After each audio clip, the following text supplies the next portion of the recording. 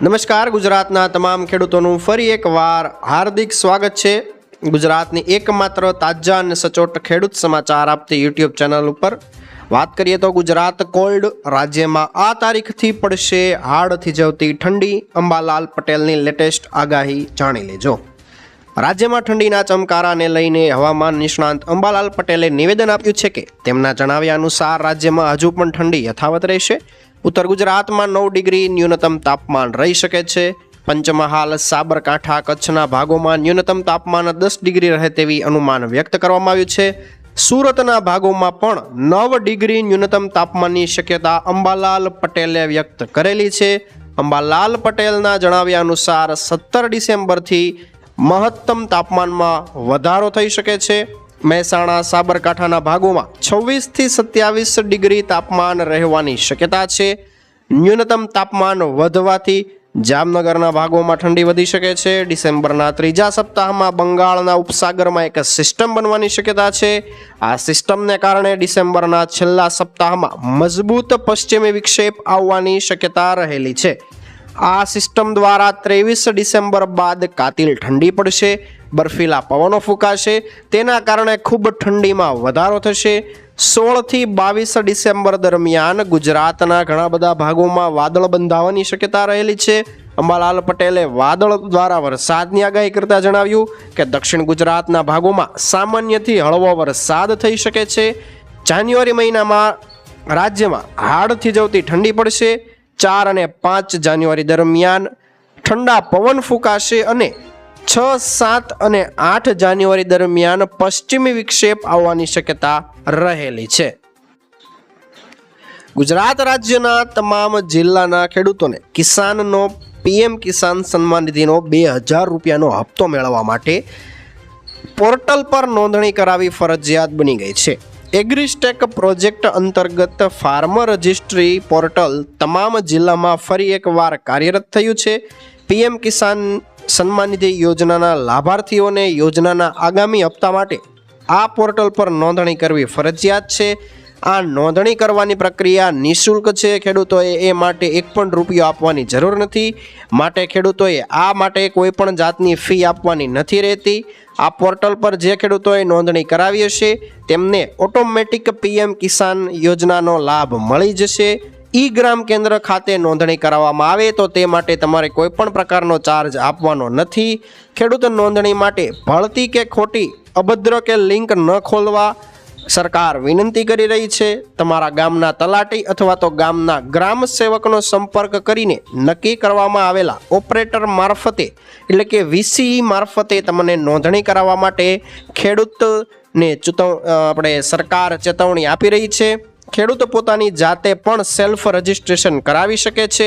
Social media में self registration माटे जो कोई तमने भळती के छेतरपिंडी माटेनी लिंक आपवामां आवे तो तमे खोटी विगतोथी प्रेरावुं नहीं। सावचेत रहेजो अने सचेत रहेवा आवुं खेती नियामक श्रीए अनुरोध करेलो छे। इलेक्ट्रिक बाइक खरीदवा माटे मोटी सहाय आवी गई छे। तमाम प्रकारनी माहिती आपणे विडियोमां मेळववाना छीए। मित्रों विडियोने अंत सुधी निहाळजो। तो इलेक्ट्रिक बाइक खरीदवा माटे सहाय आवी गई छे। समग्र विश्व ज्यारे ग्लोबल वॉर्मिंगनी समस्याथी चिंतित छे त्यारे वडाप्रधान मोदीना झीरो एमिशनना मंत्रने ई वाहन थकी साकार करवा माटे मुख्यमंत्री भूपेन्द्रभाई पटेलना नेतृत्ववाળી गुजरात सरकार कटिबद्ध छे। बेटरी संचालित અને સીએનજી વાહનના ઉપયોગ દ્વારા પ્રદૂષણને ઘટાડી શકાય છે। આ કારણથી જ પ્રદૂષણ ઘટાડવાનો સરળ ઇલાજ સરકાર લાવી ગઈ છે। આ સ્વપ્નને સાકાર કરવા માટે ગુજરાત સરકારે વર્ષ 2015-16માં ધોરણ 9 થી કોલેજ સુધી અભ્યાસ કરતા વિદ્યાર્થીઓ માટે બેટરી સંચાલિત દ્વિચક્રીય વાહન માટે નાણાકીય સહાય યોજના અમલમાં મૂકેલી છે। તે અંતર્ગત અત્યાર સુધીમાં કુલ 53,000 વિદ્યાર્થીઓને યોજનાનો લાભ લઈને વાહન ખરીદેલા છે। તેમાં ગુજરાત ઉર્જા વિકાસ એજન્સી એટલે કે Gujarat energy development agency GEDA દ્વારા અંદાજિત ₹56 કરોડથી વધુની ડાયરેક્ટ બેનિફિશિયરી ટ્રાન્સફર એટલે કે ડીબીટી દ્વારા સહાય ચૂકવાઈ છે। મંત્રી મુળુભાઈએ વધુ વિગત આપતા જણાવ્યું હતું કે આ યોજના હેઠળ રાજ્યના નાગરિકોને ઇલેક્ટ્રિક વાહનો પ્રત્યે વધુ જાગૃત અને પ્રોત્સાહિત કરવા માટે ત્રિચક્રીય એટલે કે 3 વ્હીલર વાહન ઉપર 48,000 રૂપિયા અને 2 વ્હીલર વાહન ઉપર 12,000 રૂપિયાની સહાય ડીબીટી દ્વારા સીધી ખાતામાં જમા કરવામાં આવી રહી છે। આગળ વાત કરીએ તો રેશન કાર્ડ ઉપર મળશે લોન। 100% મિત્રો 100%માંથી માત્ર 99% લોકો નહીં જાણતા હોય કે રેશન કાર્ડ ઉપર પણ તમને લોન મળી શકે છે। જ્યાં મિત્રો આપણે વાત કરવાના છીએ રેશન કાર્ડ ઉપર તમને લોન મળવાની છે, કોણ લોન આપવાનું છે અને કેટલા રકમની તમને લોન મળવાની છે, તો ચેનલને સબસ્ક્રાઇબ કરી દેજો। તમે કયા ગામથી આપણો વિડીયો જોઈ રહ્યા છો, તમારું આખું નામ અમને કમેન્ટ કરીને જરૂરથી જણાવી દેજો। ભારતમાં ગરીબોનો એક મોટો વર્ગ છે અને આ લોકોએ પોતાના જીવન નિર્વાહ માટે ખૂબ મુશ્કેલીનો સામનો કરવો પડે છે। તેમનું જીવન ખૂબ સંઘર્ષમય હોય છે। ઘણા લોકોને દિવસમાં 2 ટાઈમ ખાવા માટે પણ સંઘર્ષ કરવો પડે છે। ત્યારે વર્તમાનમાં સરકાર દ્વારા ગરીબો માટે ઘણા બધા પ્રકારની યોજના ચલાવવામાં આવી રહી છે। સરકાર ગરીબ વર્ગના લોકોના જીવનને સારું બનાવવાનો પ્રયત્ન કરી રહી છે। ભારતમાં એવી ઘણી બધી યોજનાઓ ચાલે છે, પરંતુ ફક્ત રેશન કાર્ડ ધારકો જ તેનો લાભ લઈ શકે છે। મિત્રો, તમારે રેશન કાર્ડનો લાભ આવી રહ્યો છે કે નહીં? શું તમારે દર મહિને કૂપન દ્વારા તમને અનાજ આપવામાં આવી રહ્યું છે કે નહીં? અમને કમેન્ટ કરીને જણાવી દેજો। તો હવે બેંક પણ રેશન કાર્ડ ધારકોને લોનની સુવિધા આપી રહી છે। તમે રેશન કાર્ડ ઉપર 10 લાખ રૂપિયા સુધીની લોન લઈ શકો છો। તેનો વ્યાજ પણ સસ્તો હશે। જો તમે રેશન કાર્ડ પર લોન લેવા માંગતા હોય તો આ અંગે આપણે માહિતી મેળવીએ તો રેશન કાર્ડ પર 10 લાખ રૂપિયા સુધીની લોન તમે મેળવી શકો છો। ધ્યાન રાખવું મિત્રો, દરેકને આ સુવિધા નથી મળવાની। માત્ર હરિયાણા રાજ્યના ખેડૂતોને સરકાર દ્વારા આ સુવિધા આપવામાં આવી રહી છે। તો વાત કરીએ તો હવે મળશે ગરીબોને આવાસ। પ્રધાનમંત્રી આવાસ યોજનાનો સર્વે થઈ ગયો છે શરૂ। દેશમાં ઘર વિહોણા લોકો માટે સારા સમાચાર સામે આવ્યા છે। વર્ષ 2024-25 માટેના અને વર્ષ 2024-25 થી લઈને 2028-29 સુધીના પ્રધાનમંત્રી આવાસ યોજનામાં ગ્રામ્ય યોજનાના અમલીકરણ સંદર્ભે પંચાયત અને ગ્રામ વિકાસ દ્વારા તમામ જિલ્લાના મુખ્ય કાર્યકારી અધિકારીઓને સૂચના આપી દેવામાં આવી છે। સર્વે કરવાની સૂચના આપી દેવાઈ છે। વિકાસ કમિશનરે તમામ સીઈઓને પીએમ આવાસ યોજના ગ્રામીણ પ્લસની યાદીનો સર્વે કરવા માટે દરેક જિલ્લા અને પંચાયતમાં સર્વેયરોની નોંધણી કરવાનું જણાવી દીધેલું છે। એક મહત્વની યોજના વિશે આપણે માહિતી મેળવીએ તો PMJAY એટલે કે PM જય યોજના વિશે માહિતી મેળવીએ। પ્રધાનમંત્રી જન આરોગ્ય યોજના તેનું નામ છે। આયુષ્યમાન ભારત યોજના અંતર્ગત આ એક યોજના શરૂ થઈ છે। તે વિશ્વની સૌથી મોટી આરોગ્ય વીમા યોજના છે અને તેનો હેતુ મિત્રો 12 કરોડથી વધુ ગરીબ અને નબળા પરિવારોને દર વર્ષે 5 લાખ રૂપિયાનો વાર્ષિક સ્વાસ્થ્ય વીમો આપવાનો છે। તેમાં લાભાર્થી પરિવારોને યોજના સાથે જોડાયેલી તમામ હોસ્પિટલમાં મફત સારવાર મળે છે। હોસ્પિટલમાં આ કેશલેસ હેલ્થ કેર સેવાઓ મળે છે। લાભાર્થીઓ આ યોજનાનો લાભ દેશના ગમે તે ખૂણામાં રહેતા હોય પોતે મેળવી શકે છે। રાજ્યના પશુપાલકો માટે આવી ગઈ છે ખુશખબર। જે મિત્રો રાજ્યના પશુપાલકોને પશુ ખરીદવા માટે અને પશુ એકમ એટલે કે તબેલો બનાવવા માટે સહાયની જાહેરાત કરેલી છે। તેમાં અનુસૂચિત જાતિ, અનુસૂચિત જનજાતિ અને અન્ય પશુપાલકોને 1 થી 20 દુધાળા પશુ ખરીદવા અને એકમ સ્થાપવા માટે બેંક ધિરાણ ઉપર 12% વ્યાજ સહાય મળવાની છે।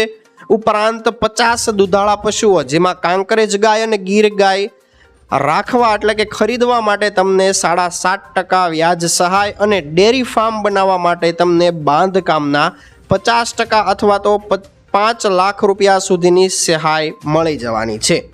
ખેડૂતોને મળશે 50,000 રૂપિયાની સહાય। જ્યાં મિત્રો પ્રધાનમંત્રી સ્વનિધિ યોજના ડિસેમ્બર મહિનાના અંત સુધી એટલે કે ડિસેમ્બર 2024 સુધી લંબાવી દેવામાં આવી છે।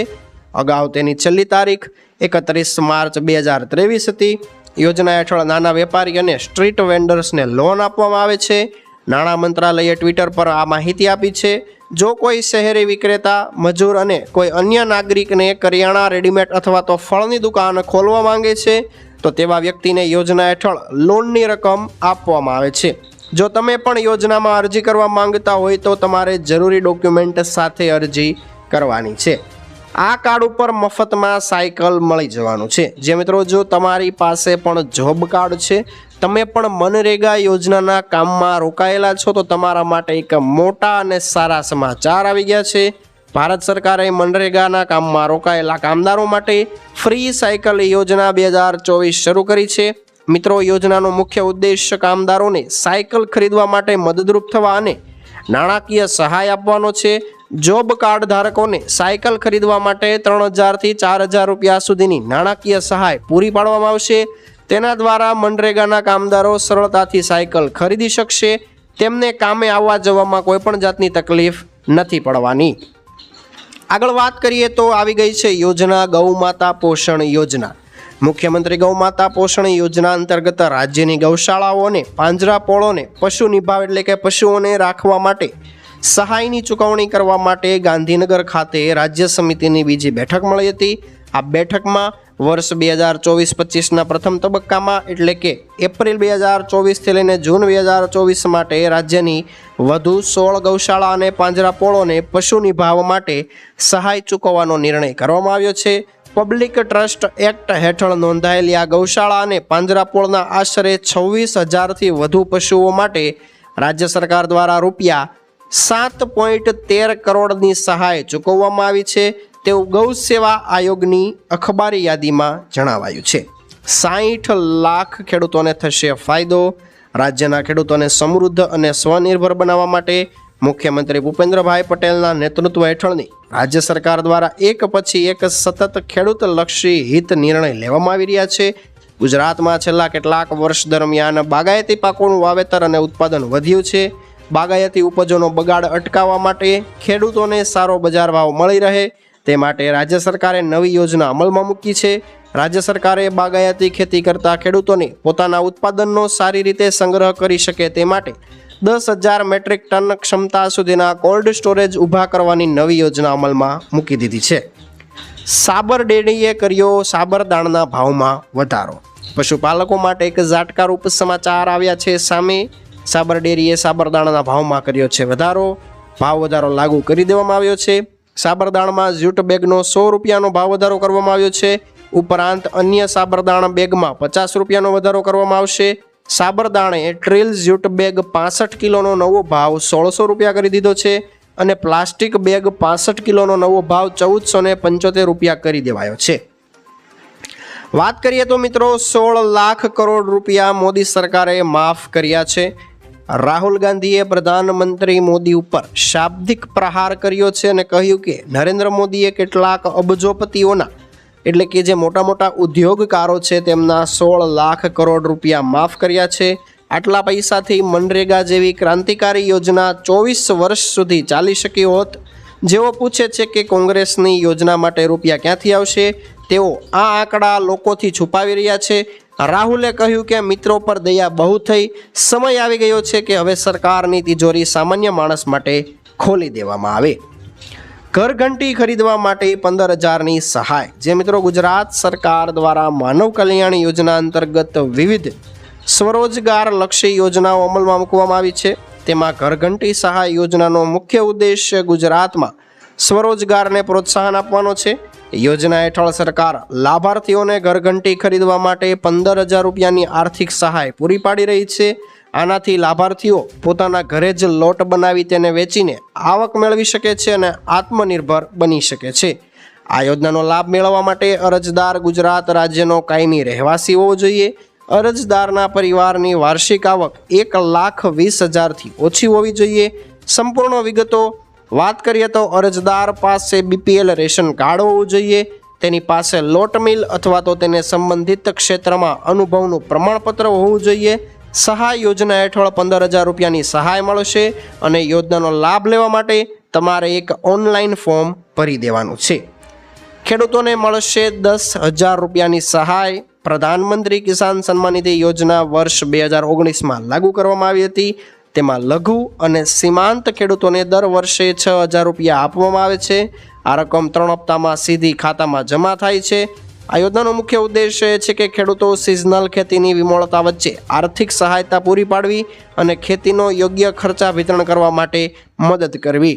ભારતીય જનતા પાર્ટીના તાજેતરના ઘોષણાપત્રમાં આ રકમ 10,000 રૂપિયા સુધીની વધારવાની જાહેરાત કરી દેવામાં આવી છે. આ વધારો ભારતના કૃષિ અને ખેડૂતોને મહત્ત્વ આપવાના દૃષ્ટિકોણને વધુ મજબૂત કરે છે. ભાજપે યોજના સાથે ભારતના 12 કરોડથી વધુ ખેડૂતોને ફાયદો આપવાની જાહેરાત કરેલી છે. 8,000થી વધુ ગ્રામ પંચાયતને મળ્યું હાઈ સ્પીડ ઇન્ટરનેટ. વાત કરીએ તો પ્રધાનમંત્રીના દૂરંદેશી નેતૃત્વ હેઠળ ભારત ડિજિટલ કનેક્ટિવિટીમાં સતત આગળ વધી રહ્યું છે. વડાપ્રધાનના ડિજિટલ ભારતના વિઝનને ધ્યાનમાં રાખીને ગ્રામીણ વિસ્તારો સુધી ઇન્ટરનેટની સુવિધા પહોંચાડવા માટે કેન્દ્ર સરકારે 25 ઓક્ટોબર 2011ના રોજ નેશનલ ઓપ્ટિકલ ફાઇબર નેટવર્ક પહેલ શરૂ કરી હતી, જેને 2015માં ભારત નેટ પ્રોજેક્ટ નામ આપવામાં આવ્યું હતું. અને આ પ્રોજેક્ટ અંતર્ગત 8,000થી વધુ ગ્રામ પંચાયતોને હાઈ સ્પીડ ઇન્ટરનેટની સુવિધા આપવામાં આવેલી છે. ખેડૂતોને મળશે 25,000 રૂપિયાની ભેટ. ગુજરાતના ખેડૂતોને ખેતી કામમાં ખૂબ જ ઉપયોગી થાય તેવા શુભ આશયથી સાધન સહાય સ્વરૂપે આપવામાં આવશે સનેડો. સનેડો લેવા માટે તમને મળશે, સનેડો એટલે કે મિની ટ્રેક્ટર ખરીદવા માટે ગુજરાતના ખેડૂતોને કુલ કિંમતના 25% અથવા તો 25,000 રૂપિયા, બેમાંથી જે ઓછું હોય તેનો લાભ આપવામાં આવશે. આ હતા આજના મુખ્ય સમાચાર. નવા સમાચાર સાથે ફરી એકવાર મળીશું. ત્યાં સુધી જોતા રહો આપણી યુટ્યુબ ચેનલને. જય કૃષિ વિજ્ઞાન.